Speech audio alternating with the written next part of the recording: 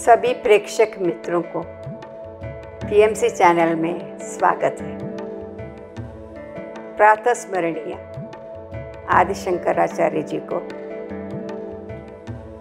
हमारे वंदन और हमें उन्हें आह्वान करेंगे हमारे बीच में रहकर हमें ज्ञान दें। और प्रातः स्मरणीय सुभाष पत्री जी को भी आह्वान करके हमारे बीच में उपस्थित हो। और आप सभी प्रेक्षक मित्रों को भी आह्वान है, खूब खूब प्रणाम है। तो हम देख रहे थे भज गोविंदम, एक सुंदर ग्रंथ आदि शंकराचार्य जी रचित तत्व की बातें। ये जो टेक्स्ट है ना, भज गोविंदम, प्रिलिमिनरी टेक्स्ट है, लेकिन एक एक श्लोक ऐसे हमें चोट देती है कि हम सत्य क्या है इसे पहचान करने के लिए हमें शंकराचार्य जी मोह मुद्गर यानी हथौड़ी उससे चाबुक जैसे मारते हैं।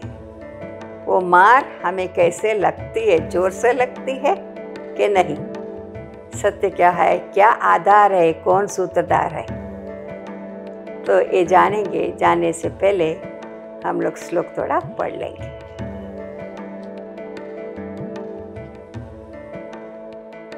सदाशिव समारंभान् शंकराचार्य मध्यमाम् अस्मदाचार्य पर्यन्तां वन्दे गुरुपरम्परां। श्रुति स्मृति पुराणानाम् आलयं करुणालयं नमामि भगवत्पादं शङ्करं लोकशङ्करं। शङ्करं शङ्कराचार्यं केशवं बादरायणं सूत्रभाष्यकृतौ वन्दे भगवन्तौ पुनः पुनः। अब थोड़ा श्लोक में चलेंगे। काते कांता कस्ते पुत्रः संसारोऽयं तीव विचित्रः। कस्य त्वं कः कुतायातः तत्त्वं चिन्तय तदिह प्रातः। भज गोविन्दं भज गोविन्दं गोविन्दं भज मूढमते। सत्सङ्गत्वे निस्सङ्गत्वं निस्सङ्गत्वे निर्मोहत्वं निर्मोहत्वे निश्चलतत्वं निश्चलतत्वे जीवनमुक्तिः। भज गोविन्दं भज गोविन्दं गोविन्दं भज मूढमते। बहुत ही सुंदर तत्व विचार के साथ हम चलेंगे। तत्व क्या है, हमें आसक्ति क्यों बंधे रखती है इस दुनिया से? क्योंकि हम विचारते नहीं हैं। अगर इस तरह की विचार पहले से डालते रहेंगे तो हमारी विचारधारा, विचार मार्ग कुछ अलग ही प्रकार होती। तो बहुत ही ज़रूरी है सत्संग की। कहते हैं सत्य का संग करो, सत्य क्या है जानो। इस प्रकार के विचार हमें देते हैं आदि शंकराचार्य जी। पूरा जीवन हम इस तरह के विचार कर नहीं पाए, इसीलिए क्योंकि हम उस तरफ ध्यान ही नहीं दिए। तो कहते हैं सत्य का संग करो। और हम बात कर रहे थे कर्म की। कर्म 3 प्रकार के, संचित कर्म, प्रारब्ध कर्म, आगामी कर्म। क्या है कर्म? कर्म का लेप हमें कैसे लगता है, ये भी थोड़ा देखना चाहिए। कर्म हम करते हैं, हर क्षण कर्म करते रहते हैं, है ना? कोई भी ऐसा क्षण नहीं है जब हम कर्म करते नहीं हैं। तो कहते हैं साधक, लेकिन जब मैं सोता हूँ, जब मैं बैठे रहता हूँ, तो मैं उस टाइम कर्म नहीं करता। तो शंकराचार्य जी कहते हैं कि नहीं, उस टाइम भी कोई भी कर्म है। अगर हाथ ऐसे उठाओगे वो भी कर्म है, बोलते हो तो भी कर्म है, सोते हो तभी भी कर्म है। इसीलिए हर एक क्षण कर्म में हम बिताते हैं, लेकिन हमें कर्म कैसे करना चाहिए ये हमें भगवद गीता में कृष्ण भी बहुत सुंदर बताते हैं। कर्मण्येवाधिकारस्ते मा फलेषु कदाचन। कर्म करने में तुम्हारा अधिकार है, तुम्हारा अधिकार है। तुम जैसा भी कर्म चाहिए तुम करो, लेकिन उसका फल की मेरे हाथ में है, क्योंकि मैं कर्म फलदाता हूँ। जो भी कर्म तुम करते हो उसका फल मैं देता हूँ।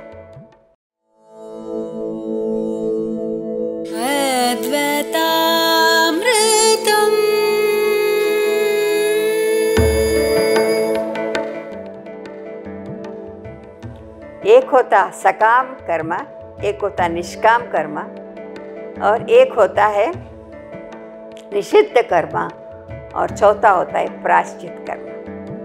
4 प्रकार के कर्म है। तो हम पूछते हैं कृष्ण से कि आप 4 प्रकार के कर्म बताते हो और कहते हो कि तुम्हारा अधिकार है, क्या चारों में मेरी अधिकार है? तो कहते हैं नहीं। सोचिए, सकाम कर्म क्या होता है?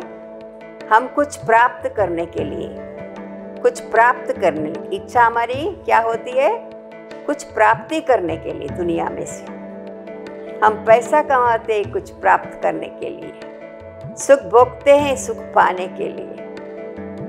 कुछ भी हम करते हैं कुछ प्राप्ति के लिए करते हैं। दैट मीन्स इच्छा रख के कि मुझे ये चाहिए वो चाहिए, आशा, ये आशा को तृप्त करने के लिए हम कर्म करते रहते हैं, उसे सकाम कर्म करते। और उस वक्त क्या होता है? हमारी नज़र रिजल्ट में होता है, फल में होता है, और आग्रह भी होता है कि मुझे ऐसा ही फल चाहिए। उस आग्रह, इसीलिए उसे सकाम कर्म कहते हैं। उसमें तुम्हारा अधिकार नहीं है, क्योंकि तुम फल पे आशा रखते हो, कर्म में नहीं। और फिर निषिद्ध कर्म, निषिद्ध कर्म ऐसा है जो तुम्हें करना नहीं चाहिए। तो फिर उसमें भी तुम्हारा अधिकार कैसे हो सकता है? जो कर्म तुम्हें करना नहीं चाहिए उस कर्म में अधिकार कृष्ण देंगे ही नहीं। अगर आप निषिद्ध कर्म करते हो तो प्रायश्चित कर्म करने की अवसर होती है। तो फिर हमें कर्म कैसा करना चाहिए? कर्तव्य कर्म करना चाहिए, निष्काम कर्म करना चाहिए। जो भी आप करते हो ना, फल की इच्छा के बिना जो भी फल मुझे मिलेगी मैं स्वीकार करूँगा। मुझे फल से कोई चिंता क्यों, फल तो मिलती है। कोई भी कर्म आप करते हो फल तो मिलती है। तो लेकिन हमारी आग्रह क्या होती है? हमें ऐसे ही फल चाहिए, तो ये नहीं हो पाएगा। अगर ऐसा करोगे तो फिर वो सकाम कर्म हो जाती है। इसीलिए तुम्हारा कर्तव्य किधर है? निष्काम कर्म, कामना रहित कर्म करने से तुम्हें फल। ये कामना रहित कर्म भी कैसे करते हो कि जो भी कर्म हमें मिलता है, जो भी फल हमें मिलता है, उसे स्वीकार बुद्धि से, एक्सेप्टेंस करके, जो भी मुझे फल मिला मुझे कोई चिंता नहीं है,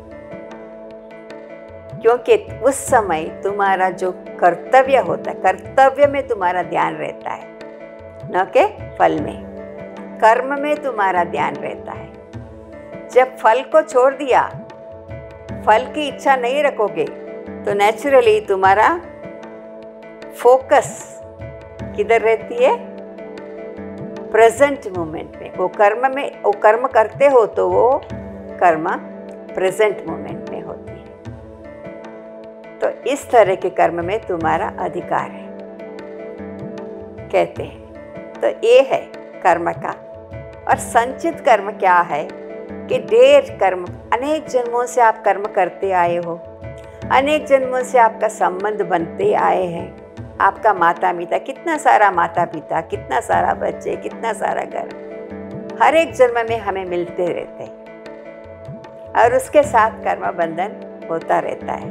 तो अनेक जन्मों की जो कर्म ने हमें इकट्ठा किया, वह सब संचित कर्म है। और जब कर्म पक जाते हैं कर्म फल देने के लिए, झाड़ पे जब कैरी की झाड़ होती है, पहला क्या होता है? फूल होता है, फूल निकलता है ना पहला। फूल में से धीरे धीरे धीरे वो छोटा सा कैरी हमें दिखाई देती है। अगर घर में भी कैरी का झाड़ हो, मैंगो की ट्री हो, तो उसमें से हम देखने में बहुत ही अच्छा लगता है। धीरे धीरे वो बड़ा होती है। हम क्या करते हैं, क्या कहते हैं कि फल तैयार हो रहे हैं, फल तैयार हो रहे हैं। पहला कैसा रहता है? वो कच्चा रहता है। अगर हम कहें एक कच्चा फल को हम तोड़ देंगे तो क्या होता है? वो कच्चा फल में कच्चास रह जाती है, वो खट्टा होता है, उसे खाने लायक नहीं होता है। लेकिन जब वो फल ही बड़ा होके पूरा पक जाता है, तब वो क्या होता है? अपने आप नीचे गिरता है। पका हुआ फल अपने आप नीचे गिरता है। तो ये है, ये जो फल पक गया हमारा पूर्व का, वो हमें फिर से जन्म लेने में, उस व्यवस्था में जन्म देती है।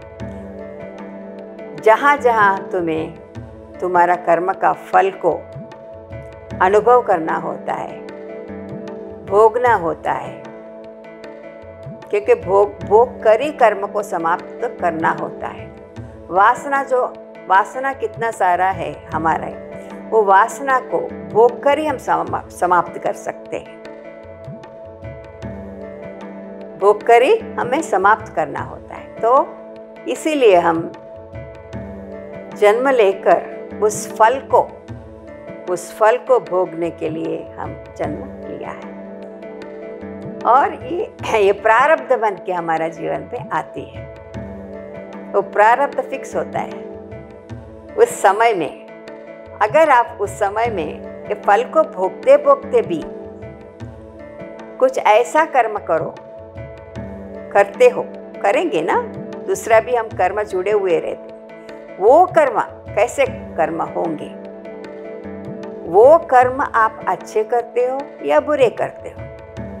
दो ही मार्ग है ना, अच्छा या बुरा। तो इस तरह की हमारी कर्म नया बनते जाते हैं। तो अगर आप अच्छा कर्म करते जाओगे तो आपका जीवन एक सुंदर हो जाएगी और आपको फिर जो जन्म मिलता है वो और भी अच्छा है। और जो परिस्थिति है उसमें से हमें सीखना है। ये लेसन्स है, परिस्थिति लेसन्स है जो हमें सिखाते, पाठ है।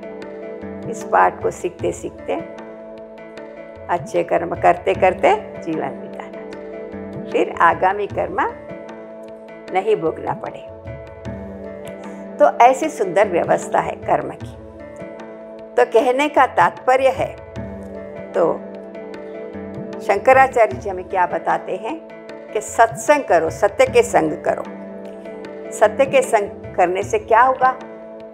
चलो मैंने सत्य के संग कर लिया, सत्य की उत्तम विचार कर रहा हूँ कि मेरा सत्य के संग करने से मुझे मेरे में क्या बदलाव आई है।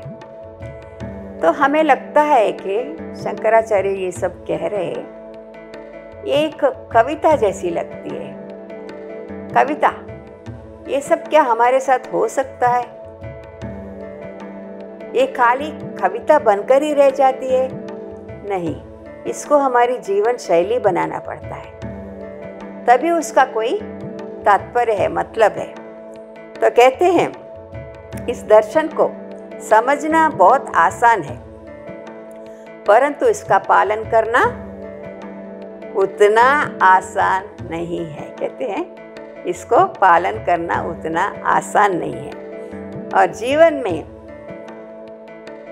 उतार लेना तो असंभव है, ऐसे कहते हैं। असंभव, लोग ऐसे कह के क्या करते हैं, ये हमारा काम नहीं है। लेकिन ये एक दिन में 2 दिन में होने वाली काम नहीं है।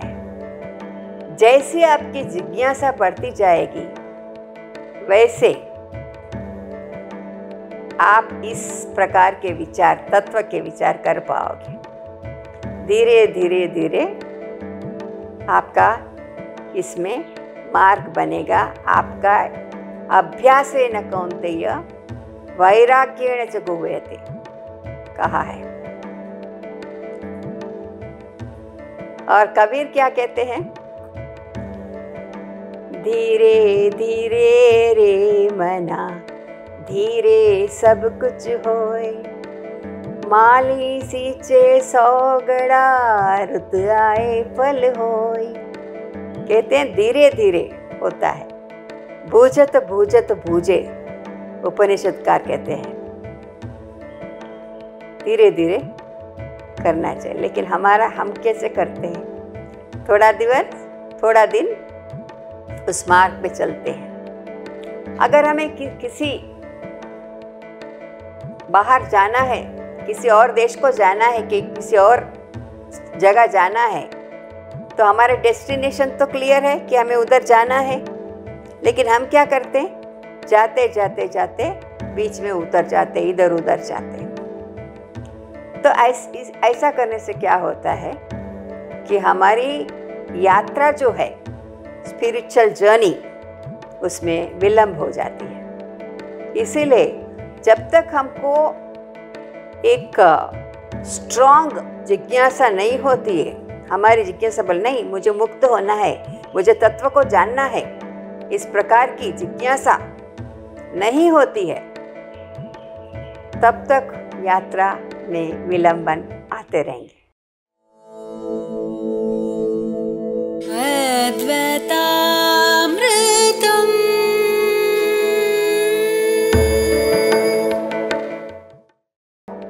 सत्संगत्वे निस्संगत्व। कहते हैं सत्संग हमें कहाँ ले जाएगी? निस्संगत्व। निस्संगत्व क्या होती है? निस्संग मीन्स संग नहीं। किसका संग नहीं? किसका संग नहीं? हाँ, ये आसक्ति के संग नहीं। जो कहते हैं ना शंकराचार्य जी, आसक्त मत हो, निस्संगत, ये आसक्ति से अलग हो, संग मत करो उसका। सत्संग से ही हमें पता लगता है, और सत्संग करते करते करते हमें ये असारता मालूम पड़ता है।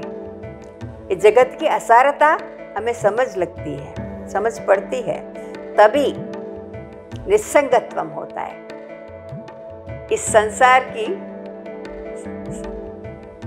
आसक्ति से हमें निस्संग हो जाते हैं, उसके संग छोड़ देते हैं। अच्छा, फिर निस्संगत से क्या होगा? कहते हैं निर्मोहत्व, देखिए कितना सुंदर प्रकार से आदि शंकराचार्य जी हमें कह रहे हैं कैसे होता है। ये पूरा जो साधना मार्ग बताते हैं। फिर क्या होती है? निर्मोहत्व, मोह छूट जाती है। जब आप अनासक्ति से असंगता बना रखे तो आपको मोह से भी छुटकारा मिलता है, मोह से भी छुटकारा मिलता है। मोह से मोह को प्रेम में बदल जाता है। मोह क्या होता है? प्रेम में बदल जाता है, क्योंकि आप सभी में उस तत्व को देखते हैं तो आपका दृष्टिकोण बदलती है, दृष्टिकोण बदलती है और वो मोह जो है प्रेम में बदल जाते हैं। प्रेम से आप अभी सभी को प्रेम, अपना कुटुंब से ही नहीं, सभी से उस प्रेम की भावना एक बनी रहती है। तो बहुत सुंदर व्यवस्था हमें शंकराचार्य जी बताते हैं। फिर क्या होता है? निर्मोहत्वे निश्चल तत्व। देखिए कितना सुंदर बात है। मोह छूट जाएगी, फिर कैसी होगी मन? जब मोह ही नहीं रहता, आसक्ति छूट जाती है, फिर क्या बाकी रहता है? एकदम निश्चल तत्व, मन निश्चल हो जाती है। उसमें कोई चंचलता भी बाकी नहीं रहता। चंचलता होती है ना, मन बहुत चंचल है। निर्मोहत्वे निश्चल तत्व। मोह हमें क्या करती है? जब मोह छूट जाती है, आसक्ति छूट जाती है, प्रेम बनी रहती है, निस्वार्थ प्रेम, तब क्या होता है? मन निश्चल हो जाती है, अभी चलित नहीं होती है। पहला कैसे थी? हर एक चीज में चलन, क्योंकि हमारे मन में इतना सारा डिजायर्स, इच्छा होती है, वो इच्छाओं से हमें तृप्ति नहीं मिलती है। इच्छा पूर्ण करने के लिए हम भागते रहते हैं, पा भी लेते हैं, तो भी हमें वो पूर्णता की महसूस नहीं होती। एक उणप लगता है कि कुछ कमी है, कुछ कमी है। देखिए जीवन में अनेकों इतना सारा धन कमाया है, मान कमाया, प्रतिष्ठा कमाया है, फिर भी अगर आप उनसे जाके पूछिए तो वो यही कहेंगे मेरे पास सब कुछ है, फिर भी कुछ भी नहीं है। मेरे पास सब कुछ है, फिर भी कुछ भी नहीं है। तो वो कुछ भी नहीं है क्या है? वो कुछ भी नहीं है क्या है? तो वही है जो हमारी विचार, हमारी जिज्ञासा, हमारी तड़प उस तरफ जाने की। हमें पूर्णता चाहिए, हमें अपूर्ण जीवन नहीं चाहिए, हमें पूर्णता चाहिए। तो पूर्णता कहाँ पे मिलेगी? इसको ढूंढना है। सो ध्यान के द्वारा धीरे धीरे हम ध्यान करते जाएंगे, करते जाएंगे इस विचार के साथ, इस सुंदर विचार के साथ कि हम उस तत्व को जानेंगे। उस तत्व को जानने से हमारा जीवन में मोह निकल जाएगी और निश्चल बन जाएगी। अब मन चलित नहीं होगा। अगर हम कुछ भी करेंगे तो भी उसमें मन आसक्त नहीं होगी। निर्मोहत्वे निश्चल तत्व। निश्चल तत्वे जीवन मुक्ति। बहुत ही सुंदर। ये निश्चल मन जब निश्चल हो जाएगी, चलित नहीं होगी। चलित क्यों होती है? क्योंकि हमारे मन में बहुत कुछ भरा रहता है, बहुत कुछ भरा रहता है, इसीलिए वो हमेशा चंचल रहती है। मैं यहाँ जाऊँ, वो पाऊँ, ये पाऊँ, इसी चीज़ में ढूंढती रहती है। जीवन मुक्ति के तरफ जाना है, वो हम नेक्स्ट एपिसोड में देखेंगे। और तब तक के लिए PMC चैनल में बने रहिए और मेरा खूब खूब प्रणाम, आत्मवंदन, धन्यवाद। देखते रहिए PMC चैनल।